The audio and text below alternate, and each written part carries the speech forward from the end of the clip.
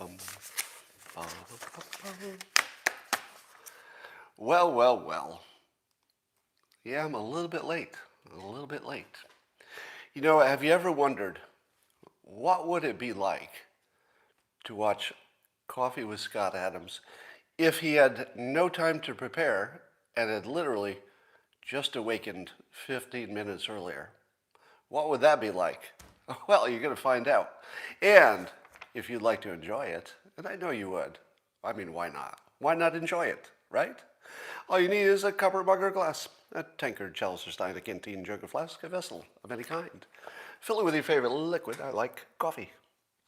And join me now for the unparalleled pleasure, the dopamine hit of the day, the thing that makes everything better. It's called the simultaneous sip. If you haven't tried it, oh, I feel sorry for you. Those of you who have, get ready. It's happening now. Go.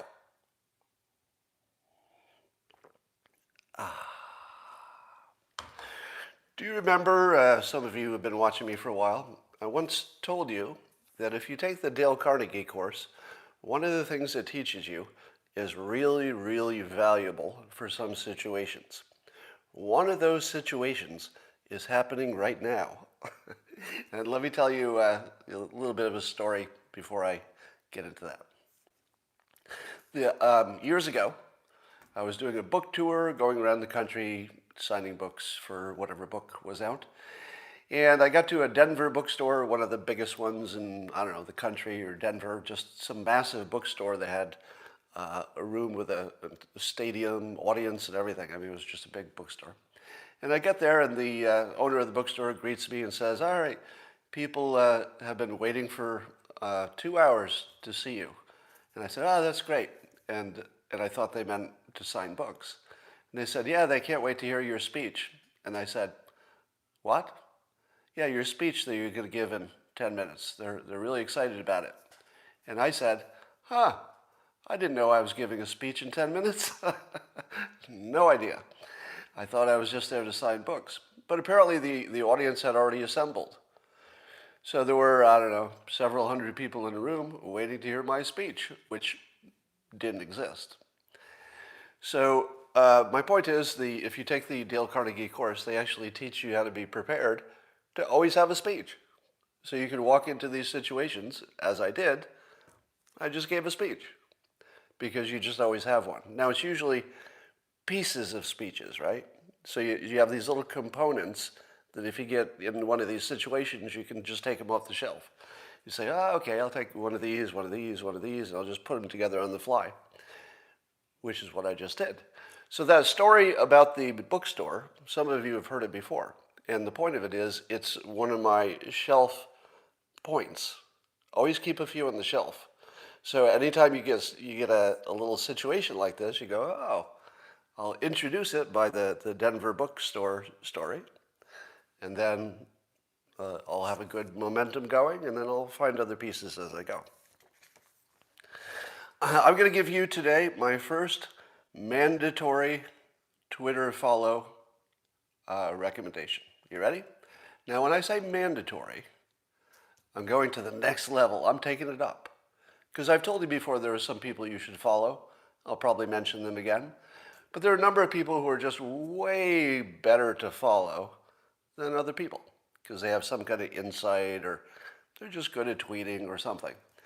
And I'm going to give you my first ever mandatory follow, meaning that if you follow me, I'm telling you it's mandatory. Glenn Greenwald. Now, if you don't already follow Glenn Greenwald, here's the first thing you need to know. Has nothing to do with politics. He talks about politics, so his domain is politics, but that's not the recommendation. He's one of the few people who every time he writes or tweets, he can take the curtain of reality and just pushes it back. And then he's done, and then he brings it back, after you're done reading him, and then you have to live in that other artificial world for a while. And then Glenn Greenwald says something, and he pulls the curtain back again, and you can see the real world for a little bit. Now, usually he's pulling back the curtain on the media itself, so that you can see that you're living in an artificial world, literally, that you've created an artificial, subjective world that you're living in, And he's one of the people, and there aren't many of them, who don't live in that world. I don't know why. I would love to know the history of what, hallucinogenics he's ever tried in his life, if any. I would love to know how he became who he is, because somehow he lives outside that world, and he can just pull the curtain back and look and show you. It's kind of amazing. So he's a mandatory follow, because he shows you what's on the other side of the curtain. And you don't get that from everybody. I'll give you other mandatories as we go along here. Here's a way to know if you are dumb. A lot of you have been wondering, am I dumb? Do you ever have that thought? Sometimes it might be the imposter effect. You're not really dumb, but you worry that you are compared to other people. But one way to know you are dumb is if you hear an argument and the first thing you think is, oh, you love that person you're talking about. Why don't you just kiss them? Apparently you love them. Okay, if that's your response to an argument, you're kind of dumb. You're not really ready for talking in public. Okay? If you say, oh, Scott, you're defending the worst person. You're an apologist for the worst person. If that's your feeling, you're dumb. Because for some reason you can't separate an argument, which could be good or bad, from the people who are making it. If you can't do that, you just probably shouldn't talk in public. Maybe that's not for you, okay? Have I set you up enough? All right, let's talk about Matt Gaetz. Because I refuse to be limited by dumb people not understanding that you can talk about people, you can talk about their situation, but you're not an apologist defending people. You're just not that person, right? Can we do that? All right, I would like to know that the people who follow me are smart enough to separate an argument from people. If you can't do that, you're on the wrong live stream. So let's do that. As these stories go, and of course you all know the weird Matt Gaetz story, there's allegations of orgies with underage people with no evidence that we've seen to suggest any of that's true. But the longer you wait, don't you expect the evidence to come out? Big old story like this, more and more evidence is coming out. So it becomes a different story the longer you wait. It starts as one thing, and now it's evolving. And it's now evolved to sort of a new thing. And that's what I'm going to describe right now. Number one, Matt Gaetz has said from the beginning that any allegations that he was with a 70-year-old, excuse me, any allegations that he was with a 70-year-old are just completely false. It just doesn't exist. But he's gone further to say that the accuser doesn't exist. That's pretty gutsy, isn't it? How many people accused of something like this would go so far as to say, not only did I not do it, but the accuser doesn't exist? Now that's a pretty big claim. Later, if you find out that the accuser does exist, then there's a separate question of whether anything happened with that accuser, similar to what was accused. But is that an unusual claim? Don't you think? Because if somebody knew that the accuser would exist, in other words, if Matt Gaetz knew the person exists, wouldn't that be the worst defense, to say that they don't even exist? Right? Unless it's true. If you put yourself in that position, right? Now, we can't read his mind, okay? So we're not reading his mind. But put yourself in the position. You've been accused of something with an underage person, 17. Would you say, if you knew you'd been accused of that, would you say, no, we did not do that thing. I know who you're talking about, but certainly we didn't do that thing. That's very different from saying nobody exists, that they just don't exist. That's really different. I don't know that, you'd have to be pretty sure they don't exist, wouldn't you? Because for sure, the simplest thing to prove is that a person exists. Am I wrong? is there anything easier to prove than that a person exists? It's interesting, isn't it? Because what happens if they produce the person? He looks really, really bad. Would he put himself in a position, and it's obvious that he's thought about it and planned his defense, right? It's not like an off-the-cuff thing he said. He's saying this repeatedly and often. The person doesn't exist. Now, if that person ends up existing, that's going to completely change what I think about the situation, and for you too, I would think. But at the moment, every day that goes by when we don't hear that the person exists, and by the way, I don't think the person would be still 17, right? A number of months have gone by since the accusations even began. So statistically speaking, it seems deeply unlikely that there's still a minor involved, at least today. It would be somebody over 18. So do you think that there is somebody deeply involved in some kind of a secret investigation who doesn't want to be known at this point, and the leaks don't produce that person? I don't know. There's something sketchy about the fact that the longer you wait, you don't find out. Now, if tomorrow we hear the name of the person and the person exists, change everything, right? I'm just saying that every day that goes by, you have to say, I'm starting to wonder if this person exists. That's the reasonable question. Here's the other part that I haven't heard anybody say. There's this weird element of it where apparently the Gaetzes had involved the FBI before any of this broke. They had involved the FBI in what they believed was an extortion attempt. All right? So here's the key point. That the Gaetz father and son both believed that it was an extortion attempt, so much so that they got the law enforcement involved. All right. Now, we've seen the documents. If you haven't seen them yet, they're in the news today.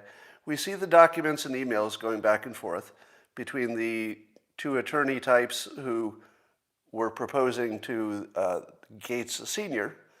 that for $25 million, they could get this alleged, what would you call him, captive back from Iran who may or may not exist. Right? He may or may not be alive. We don't know. There's indication he's not alive, but these two people said they had indication he was alive. You and I don't know. So we don't know if that guy exists. But imagine you're the Gaetzes, and people approach you and say, for $25 million, we can maybe get this hostage back that you think might not even be real. Okay? You're saying to yourself, I'm not even sure there's a real guy alive that could be saved. And if he is, why isn't the government doing it? Right? So it's kind of sketchy, right? The government wouldn't do this? Are you saying that there's nobody in the government of the United States who would be interested in getting back this hostage? So right away, it's sketchy, right? Now, you could argue, oh, the government tried, or they don't care, or they don't believe the story, but it's true.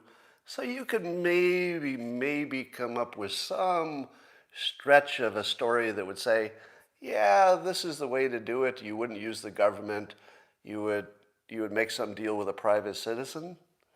I mean, it doesn't pass the sniff test, right? But it doesn't fail it so badly that you could say it's impossible. Right? It doesn't pass the sniff test, but it's not completely ruled out. Okay? Now, I looked at the documents, the emails back and forth, and the way it's presented is that, hey, there's an extra benefit if you help us out with this $25 million that they called a loan, but I don't know if you would call it a loan, because a loan is something you expect to get repaid. I don't know if anybody expected that to be repaid. So let's first say that characterizing it as a loan is maybe a subjective call, even if there was some alleged plan to repay it. Feels a little iffy to me. Now, when you looked at the documents, did you say to yourself, there's an extortion thing? Because part of the offer was that they would try to lobby the government to get Matt Gaetz cleared or pardoned, presidentially pardoned, of some wrongdoings which were unspecific about whatever they heard about these sex crimes. Now, do you believe that these two lawyers had enough weight that they could have done anything at all to get a pardon for Matt Gaetz should he have done anything that so far we're not aware of. All right? So let me say it again. There's no evidence of a specific anything. None. No evidence, right? To the public. We don't know if anybody else has seen anything, but you and I have seen no evidence of a crime. Now imagine you're the Gaetzes and you've got this offer that will help you get out of this alleged crime if you help us with this alleged loan for a captive who is allegedly alive. What do you do with that? Well, what the Gaetzes did is they went to law enforcement and they said, this feels like extortion. All right? Now, let me ask you this. We're amateurs looking from the outside, right? And we're going to take the clues and carpe. Good to see you. That wasn't worth $20. You should just text me. But thank you. What was I saying? Oh, it was just good to see you, Carpe. Carpe Dunctum has just joined the show here. So we're looking at this situation, and here's my question that I haven't seen answered. What would cause the Gaetzes to think this was extortion? What would cause them to think that? I think one thing that would certainly cause you to think that is, wait for it, if you were Matt Gaetz and you knew for sure that you had not been involved in any sex crimes, right? If you thought you had been involved in sexual crimes, and these people said, we have a way to maybe help you get out, wouldn't you be a little bit interested in talking to them if you'd done the crime? Because if you've done the crime, and allegedly there's an investigation, you know there's witnesses, and you know there's real evidence, and you know you're in real big trouble. You would at least listen to the offer, wouldn't you? Yeah, you would. The only situation in which you would say, my God, this looks like an obvious scam, is if you knew there was no crime. Thank you, Kevin. Yeah. And I haven't seen anybody mention that. It seems to me that given that these documents and the offer from the two lawyer people were, they were kind of sketchy, the way they handled it was as if they didn't believe there was any crime. That's the way they handled it. That means something. They didn't handle it as if, well, maybe there is a crime here. They handled it like no crime existed. That's the way you'd handle it. This must be a scam because there's no crime. They're trying to extort me over no crime. You go right to law enforcement. But suppose you had done the crime and you knew it. Is the first thing you do to get law enforcement involved? I don't think so. Like it doesn't quite fit, does it? So I would say the documents are quite exculpatory, but we are far from knowing the final conclusion to any of this. I'm just going to say that the Gaetz situation is looking better for Gaetz every day and worse for his accusers, but we'll keep watching this. Meanwhile, World War III has begun. I don't know if you've heard about this. World War III is underway. And I'm not even kidding. There's an actual world war that just started. Apparently, the way it's begun is that China has started to capture Philippine fishing territory by just moving 220 fishing boats to fish, but they're not exactly there to fish. They're really there as part of the military to occupy until they have so much functional control of the sea that for all practical purposes, China owns it, which is what they're doing to the entire South China Sea. It's hard to see that as not World War III, because they are literally conquering territory. It just happens to be ocean territory. And they're doing it directly with assets. It's obvious. There's no question about it. It is World War III. They are absorbing enormous swaths of the earth and putting it under Chinese control. Parts of the world that people think China doesn't control. Now, the thing that makes it a little different than, say, a normal world war A little different is that China might need that ocean to feed its people in the future. So apparently it's very rich in fish, and I don't think that they want to control it just for export. I think that China has a massive problem feeding its people just because there are so many of them, and they probably need that fish in the future. So it's not like a regular war of conquest. It might be a war of necessity. And I don't know what historical precedent there is for a war of necessity or presumed advantage slash necessity. It's a little different. But it's a similar strategy they're using that Russia used in the Ukraine, where you send in, I guess the Russians sent in what were called the little green men. So they were Russian soldiers, and they just took off their uniforms, and they just invaded Ukraine and said, "Oh no, we're not military. Are you kidding? No, look at me. I'm not even wearing a uniform. How could I be Russian military?" Until there are so many of them there, it becomes kind of a fact on the ground that Russia controls some territory. So China's doing the same thing with these fishing boats. They're just making it a fact that they own it over time. Let's talk about Coca Cola. Let me start by saying I oppose boycotts. I oppose boycotts. As soon as you go down that boycott road, you get re-boycotted. Everybody's boycotting everybody. It's just better to let business be business and let politics be politics. It's just better, right? It's better for all of us. Let's just not be attacking companies. But sometimes the company attacks you. That's not your fault, right? Sometimes the company attacks you. Well, that's different. I would say don't boycott a company just because they have some opinion or something. But if that company attacks you, well, you certainly have a right to defend yourself. And so let's talk about Coke. So there are many conservatives who would consider that Coca Cola, the company, has attacked them in a way by going after Georgia for their voting ID laws, which conservatives would say are just common sense, and it's the same laws or similar laws requiring an ID to vote, similar to most countries, most places, nothing unusual about it. So this is just an attack by a company on the system and on conservatives, basically. So many conservatives have called for people to stop drinking Coca-Cola.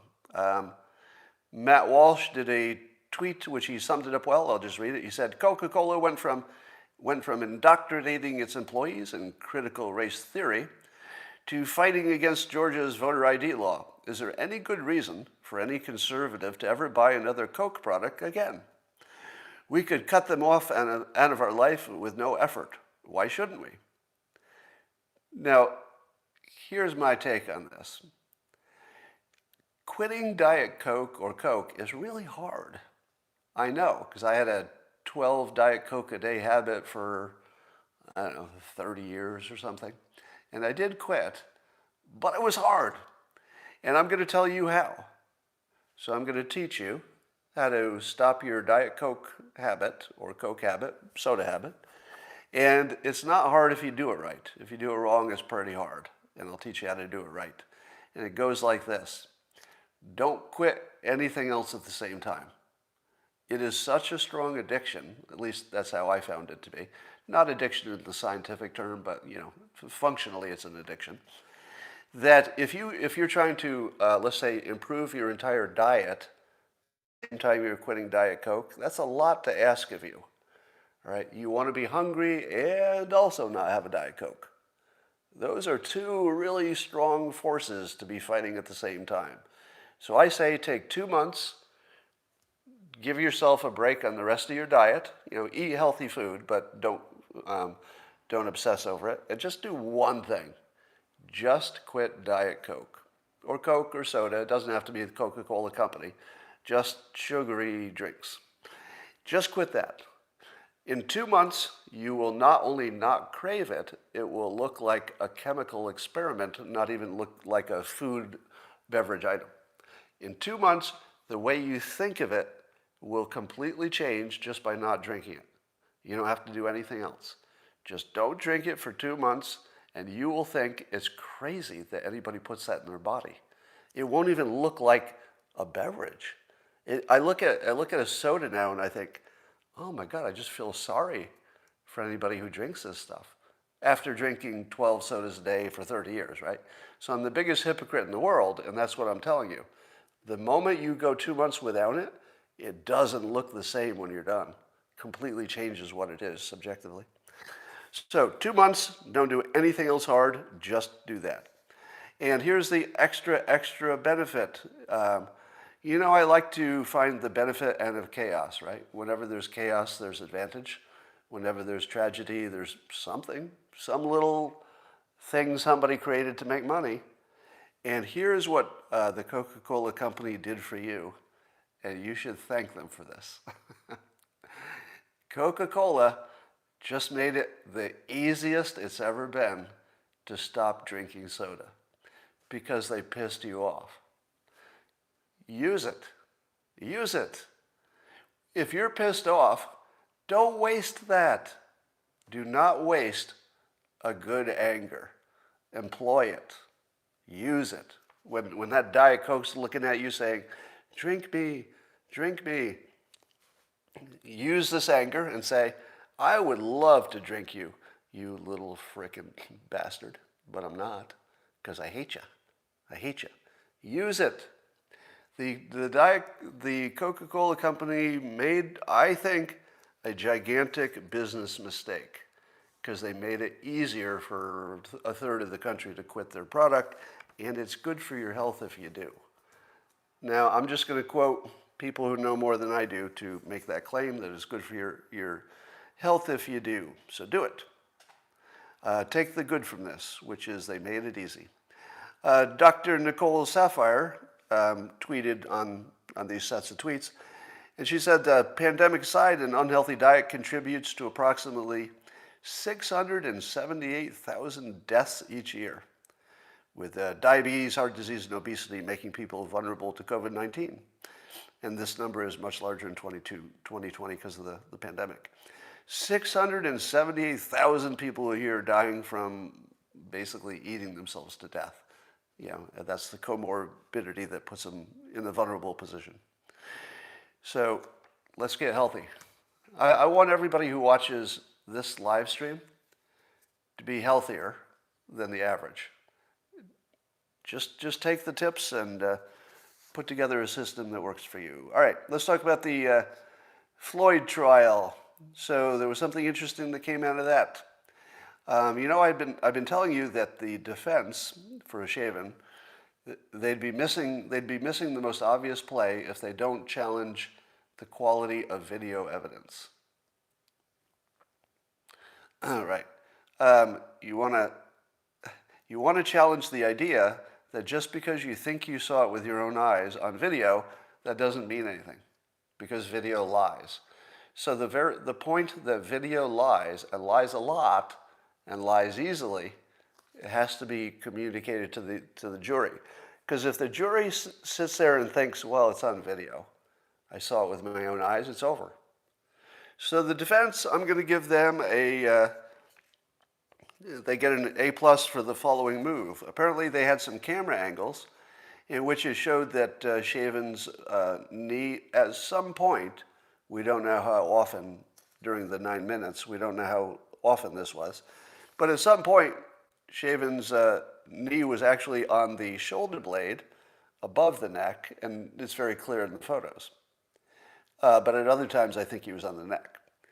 So the way the lawyer introduced this was he asked one of the experts, whoever was on stand, if he'd heard of camera angle bias. Have you ever heard of camera angle bias? And I think the witness said no. And then he showed him two photos side by side. One, the one you've probably seen, that looks exactly like the knee is on his neck. And then another camera angle of the same thing where it looks like it's on maybe further back on his shoulder blade. And apparently they time-stamped it so you can tell it's the same time. Now, imagine you're in the jury. The entire time you've been watching these videos, so because you've seen them as part of the trial, The entire time, all you saw was a knee on the neck. And now the defense says, okay, here's a different angle. It's not on the neck. Now you might say to yourself, but Scott, that doesn't matter because he just took it off at one point, put it back on. It's not really relevant to anything. To which I would say it is relevant to intent. The entire argument is that he intentionally put Floyd in a dangerous situation. Not intentionally killed him. Intentionally killed him, I think, is a higher charge. But intentionally put him in a dangerous situation. Where if he took his knee off every now and then, that would suggest he was trying to mitigate the danger, right? That he was aware of a situation that was trying to not kill him, because sometimes he took his knee off the neck. But I think there's other evidence that suggests that might have been after he'd already passed out. So he might have been dead by then. Don't know that part. So the only thing I'll say is I don't know if the evidence makes the point the defense wanted to make, because of the timing. It might have been too late when the knee was off. But it's a really good play in terms of persuasion. Because the persuasion of it is that the jury just learned that they can't trust their own eyes. Regardless of the timing of when the knee was on the neck or the shoulder, the lesson is the same. You can't tell by looking at it. That's really good defense. That's really good. We'll see what happens. Again, for the people who are watching this, I don't defend Shaven. I don't defend Matt Gaetz. We just talk about the persuasion element of it and see if we can learn anything. Carl Bergstrom, who often tweets about the virus and statistical truths about it, is warning us that we're misinterpreting, we being the public, excuse me, that we're misinterpreting what it means to reach herd immunity. And specifically,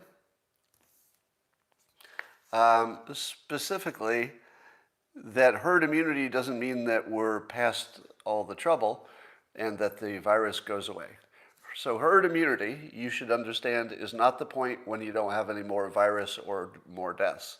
Herd immunity is when it doesn't go as fast. In other words, it's not another pandemic peak coming. But the baseline infections could just go forever. I mean, you could just have new babies being born and being infected forever. So if you think that getting to herd immunity means, oh, we're done, throw away the masks, stop the social distancing, unfortunately, it might not mean that. Now, I'm not telling you that we're going to wear masks forever. I don't think we will. But we, the cough has to be a technique, somebody says. No, just woke up. And I got little allergies at the moment. Here's what I would add to this. I'm less concerned because the weirdness of this virus is that we might be able to vaccinate basically 100% of the people who would die. So if it's not a dry cough, don't worry. I don't have COVID. So I'm going to disagree with Carl Bergstrom, even though he's about 100 times smarter than I am on the topic I'm disagreeing. And the only thing I'm going to add is that I think this virus is not like any other virus, because you actually could vaccinate 100% of the people who might die from it. Nothing would stop you from doing that. All right, so what happens if 100% of the people who are vulnerable, or something like it, get vaccinated? Do you care if the rest of the people get it? I don't know. I don't know if you care. Now, you got the long haul problem, but isn't the long haul problem probably, even that, people seem to get over it. It's just a really bad problem for several months. Elon Musk said he will not take the vaccine. Interesting. I should tell you that I have scheduled myself to take the vaccine. I've been telling you that I wouldn't make a decision until I had to, until it was available, because I'd get all the information I could. And I've decided that, given my age, that I'm gonna take it. If I were Elon Musk's age, I don't know. I might think differently, but I'm not. So I'm going to call this I'm going to call this early today because I'm going to go do some other things, and my allergies are killing me. So I'm not that old, but I've got asthma. And, don't take a chance. And I will talk to you tomorrow.